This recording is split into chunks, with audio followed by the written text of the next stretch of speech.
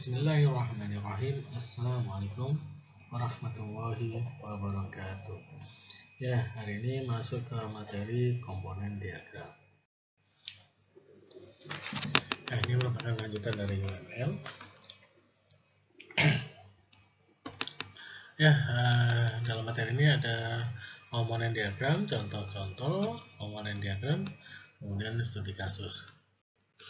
Ya, pendahuluan. Diagram komponen digunakan untuk memodelkan aspek fisik suatu sistem. Ya. Aspek fisik ini berupa modul-modul yang berisikan kode, baik library maupun executable, file atau dokumen yang ada di dalam node.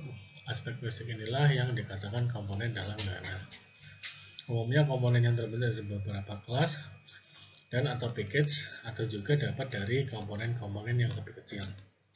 Komponen dapat berupa tabel, file, data, file Excel, dynamic library, dokumen, dan lain-lain.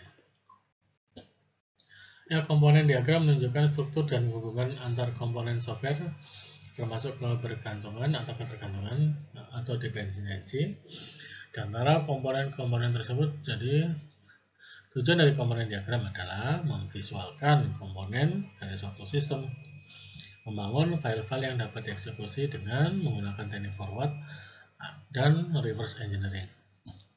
Ya. Menjelaskan organisasi dan hubungan dari komponen. Diagram komponen ini sangat penting karena jika diagram komponen dilewatkan, maka aplikasi tidak dapat dilaksanakan secara efisien. Ya. Diagram komponen yang dipersiapkan dengan baik juga sangat penting untuk aspek-aspek lain dalam aplikasi, misalnya kinerja, performance, ya, perawatan, maintenance, dan lain-lain. Ya, ini merupakan simbol-simbol diagram komponen. Ya, diantaranya adalah yang seperti ini, gambar seperti ini adalah ya, package-nya. Ya, package merupakan sebuah bungkusan dari satu atau lebih komponen. Ya, ini merupakan gambar komponen. Ya, sini nanti ada nama komponennya. Ya, ada garis putus-putus atau yang dinamakan dependensi atau kebergantungan. Ya, kebergantungan antara komponen arah panah mengarah pada komponen yang dipakai. Ya, ini merupakan antarmuka atau interface. Kemudian nanti ada nama interface-nya. Ya, sama dengan konsep interface pada pemrograman presentasi objek, yaitu sebagai antarmuka komponen agar tidak mengakses langsung komponen. Ini merupakan link. Ya.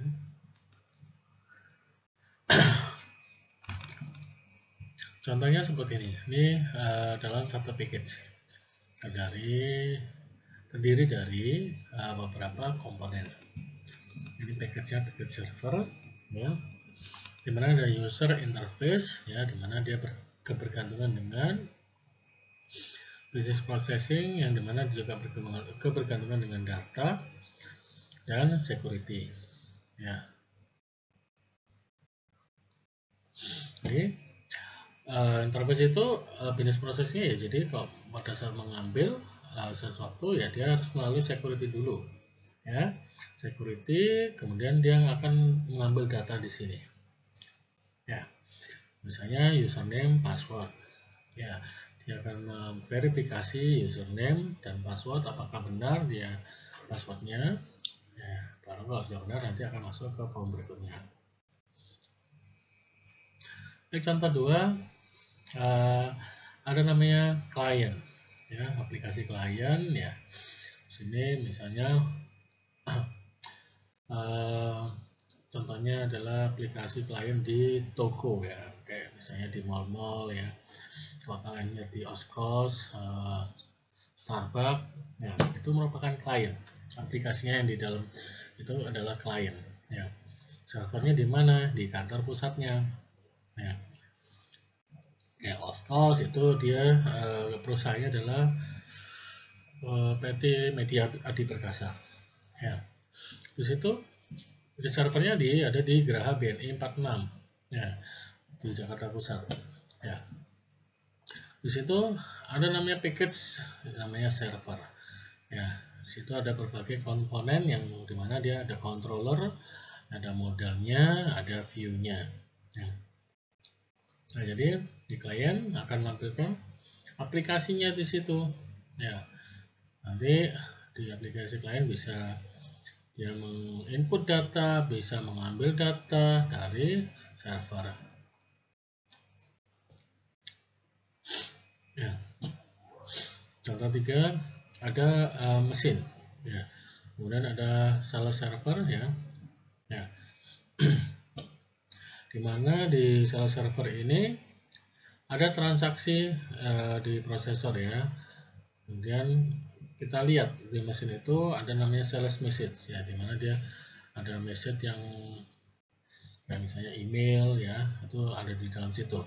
Ya, dia akan ditarik. Misalnya kalau di sini di transaksinya ini pada saat request data ya, request email, kalau misalnya di mesinnya di sini message-nya tidak dihapus ya, terlalu penuh misalnya, dia tidak akan bisa emailnya tidak bisa ditarik ke sales server. Ya. Ada yang menggunakan Outlook ya, Outlook internal berarti. Nah, jadi Outlook itu pasti akan tersimpan di dalam mesin ya, sebuah mesin. Ya. Pada saat dia ada transaksi segala macamnya, ya, dia akan nanti dihubungkan sini, nanti sebenarnya ada cloud-nya. Cloud itu nanti yang bisa mengirimkan dari Outlook itu bisa mengirimkan kemana aja. Nah, mau ke email Gmail pun juga bisa. Namun pada saat di sini penuh, ya, message queuing penuh, pada saat transaksinya itu mau menarik data email, maka dia tidak akan bisa muncul emailnya. Ya. Kemudian dia akan dikonekkan dengan accounting ya, servernya accounting, bukan server ya, fungsinya accounting. Ya, accounting ini nanti dia akan menarik kebergantungan dengan accounting system. Ya, sistem itu nanti ada misalnya kayak payroll segala macam ya. Ya. Ya, jadi ini adalah kayak kulit luarnya ya. Jadi kulit luarnya menggambarkan sistem yang berjalan di dalam suatu aplikasi. Nah, namanya komponen diagram itu seperti itu. Jadi kulit luarnya aplikasi. Ya, contoh 4-nya adalah mesin ATM ya. Kalian pasti sudah pernah menggunakan mesin ATM. Ya. Situ ada namanya di ATM itu ada tempat untuk memasukkan kartu ya. Ya, kemudian ada tempat keyboard di situ ya, keyboardnya untuk mengetik data. Nah, kemudian ada namanya di sini ada card validator ya. Card validator ya, pada saat kita masukkan kartu jepret itu nanti akan divalidasi kartunya bisa tidak ya. Kemudian pasti kalian akan memasukkan password situ. Nah, tidak pakai username ya, langsung password, dia akan divalidasi ya kartunya. Apakah benar kartu itu milik kamu ya, karena username passwordnya kan pasti kan sudah terrecord ya di database-nya bank. Kalau sudah bisa, maka dia akan bisa mengakses ke dalamnya. Namun ada kadang yang beberapa kartu ATM yang misalnya dia bisa masuk, tapi pada saat mau narik uang itu akan memvalidasi passwordnya lagi ya. Kalau salah ya, misalnya input pertama salah, masih bisa masuk ya. Pada saat mau narik uang ya, dia akan memvalidasi password Anda salah ya. Itu pernah terjadi seperti itu. Terus pada saat itu ada namanya cash dispenser ya, jadi ada mesinnya ya, besar di bawahnya monitor itu ya. Jadi dia berisi box-box gitu ya, ada sekitar 4 box 5 box lah di dalam situ yang isinya uang. Nah, namun di situ ada namanya kayak chip ya untuk validator, apakah benar uang yang ditarik 50.000 pecahan 50.000 atau 100.000 ya. Ya, kalau misalnya cuma 100.000 ya berarti dia akan memvalidasi yang Anda narik berapa, 300.000, 700.000 segala macam itu ya. Dia akan divalidasi dulu. Ya, di dalam mesin ATM itu ada namanya card reader ya, yang dimana dia untuk menyimpan semua data. Jadi di sini tuh ada namanya PC-nya juga. Tapi PC-nya bukan PC yang yang biasa kalian gunakan yang bagus-bagus itu ya, itu PC yang jadul, hanya untuk buat untuk bisa mengoneksikan pertama ini ya, jadi ke cloud ya, dan dia juga bisa ini card ini untuk menyimpan data semuanya. Jadi ini dia mengoneksikan ke network. Kalau misalnya networknya bermasalah, ya otomatis pada saat kalian validasi ya akan nunggu lama ya, gitu.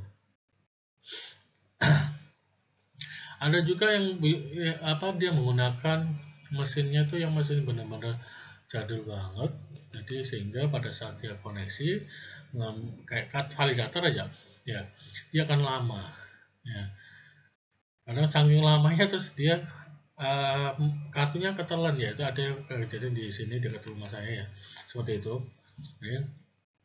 Dia ketelan kartunya, jadi nggak bisa keluar, nggak mau keluar ya, otomatis ya. Untungnya di situ ada nomor itu ya, kayak nomor customer service ya untuk telepon, tapi itu bukan untuk penipuan ya, emang benar sudah ditambahkan seperti itu ya. Jadi kalau yang bagus-bagus itu yang bisa misalnya buat ngirim uang ya, jadi kalian naruh uang, nabung uang gitu ya di mesin ATM itu.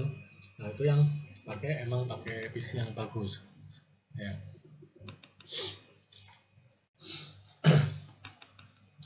Ya, cara mendefinisikan komponen. Untuk mendefinisikan komponen ada beberapa hal yang harus diidentifikasikan, yaitu file-file apa saja yang digunakan dalam sistem atau aplikasi, ya, library dan dokumen apa saja yang berhubungan dan relevan dengan aplikasi. Bagaimana hubungan antar dokumen-dokumen tersebut? Nah, setelah menentukan mengidentifikasikan dokumen file atau library mana saja yang akan ditampilkan ya dalam diagram komponen tersebut ya, selanjutnya tentukan nama yang akan dicantumkan dalam diagram. Biasanya nama komponen dapat berupa nama file ya, nama file langsung yang digunakan dalam atau suatu blok tertentu, misalnya database.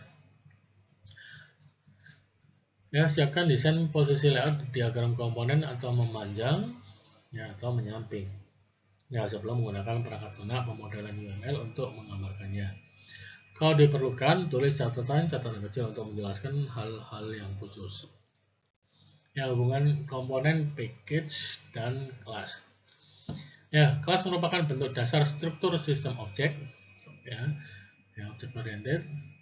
Dalam membangun suatu sistem yang besar, umumnya ya, jadi menggunakan banyak kelas bahkan sampai ratusan.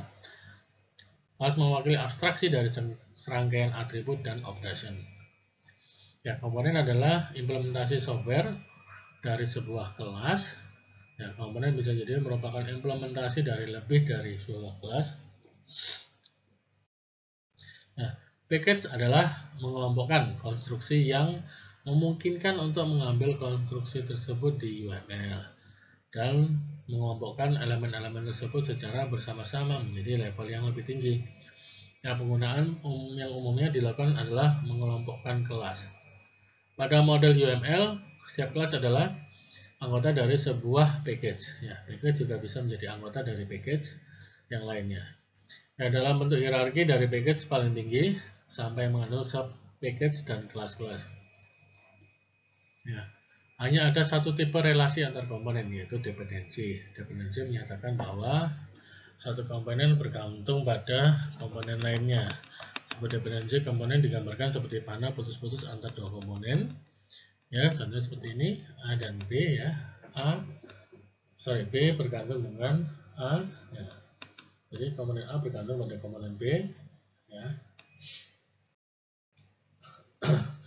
Terdapat satu atau beberapa kelas komponen yang bergantung pada satu atau beberapa kelas di komponen B. Dependensi memiliki implikasi kompilasi di mana komponen A tergantung pada komponen B. Ya, A tidak bisa dikompilasi sampai B telah selesai dikompilasi.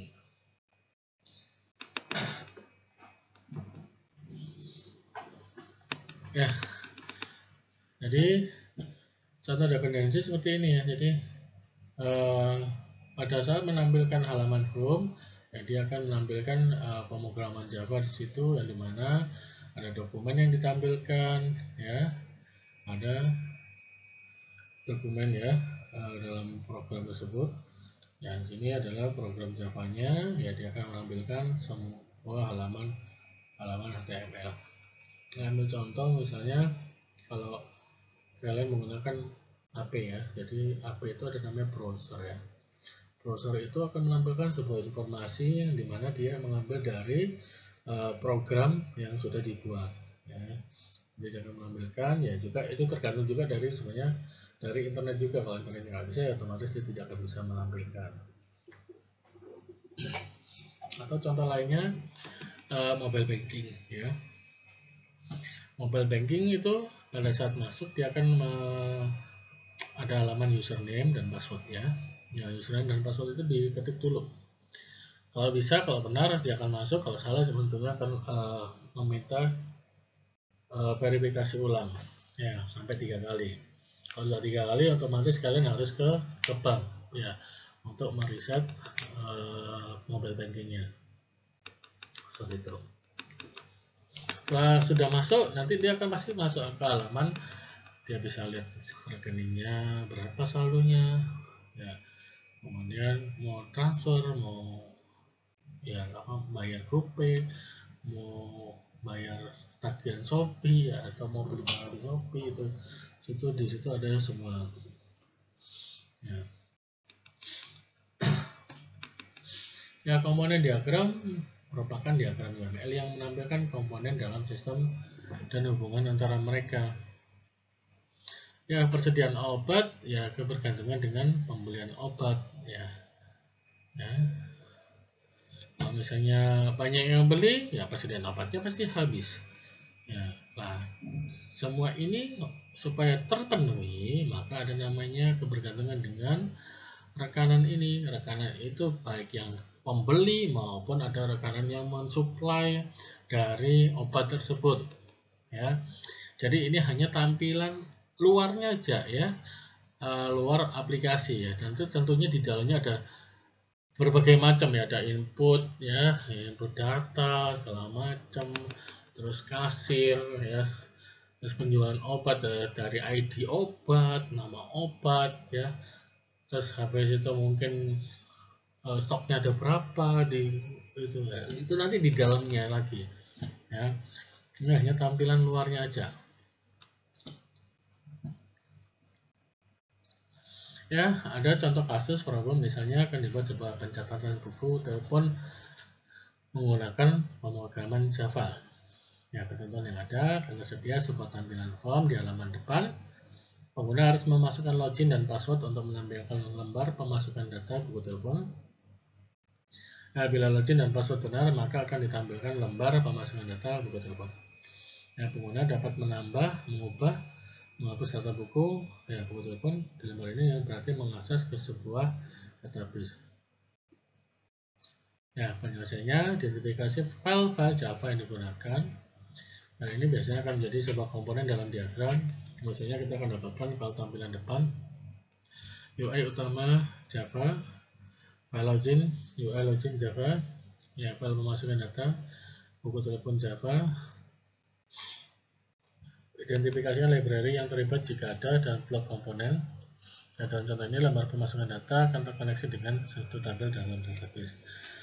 Ya, membuat daftar ketergantungan atau dependensi antar komponen. Misalnya, tampilan depan menentukan lembar input login. Input login menentukan lembar pemasukan data buku telepon. Nah, lembar pemasukan data buku telepon akan berhubungan dengan database. Hasilnya adalah seperti ini. Ada UI utama ya dari Java, UI login, UI buku tamu, kemudian dia ada database. Ya. Ini didesain menggunakan UML 2.0 ya. Ini merupakan materi terakhir ya, jadi untuk tugas ya, kalian lanjutkan tugas sebelumnya sampai ke komponen diagram ya. Nanti akan dibukakan di Google Classroom-nya untuk upload tugasnya ya, paling lambat hari Minggu ya. Oke. Terima kasih, selamat malam semuanya. Subhanakallahumma wa bihamdika asyhadu an la ilaha illa anta astaghfiruka wa atubu ilaik. Wassalamualaikum warahmatullahi wabarakatuh.